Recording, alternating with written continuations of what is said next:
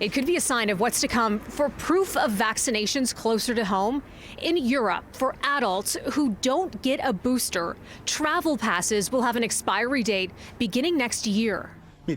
I'm sure no valid. Updated COVID-19 certificate criteria unveiled Tuesday by the European Commission. Open travel across the EU will only be allowed with proof of a booster or with proof of full vaccination within the previous 9 months. That's beginning February 1st. This as more countries look to more measures to battle Omicron. In Spain, where cases have jumped 60% in a week, talks on new rules are set for Wednesday. The Netherlands already under lockdown to slow the spread of the new variant. Here, more than 85% of adults are double vaccinated, but fewer than 9% have had a booster, one of the lowest rates in Western Europe.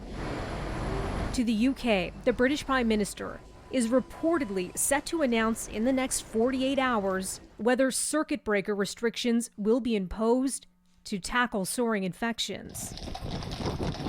And as a precaution, 95-year-old Queen Elizabeth will spend Christmas at Windsor instead of her usual choice of Sandringham.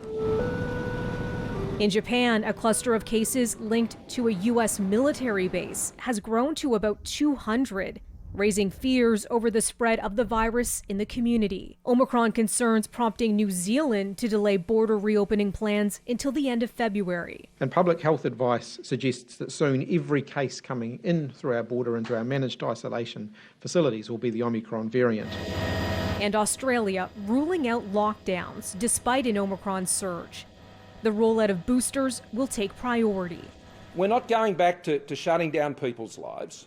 We're going forward to live with this virus with common sense. A new pandemic high of about 4,600 infections in Australia reported Tuesday. Tougher measures also just announced out of Germany, Sweden, and Scotland, just to name a few. And new out of India, a country slammed by a devastating COVID wave just months ago. Local governments are now being told to keep a lookout for spikes of Omicron after about a dozen states saw infections nearly double in a week. Melissa Duggan, City News.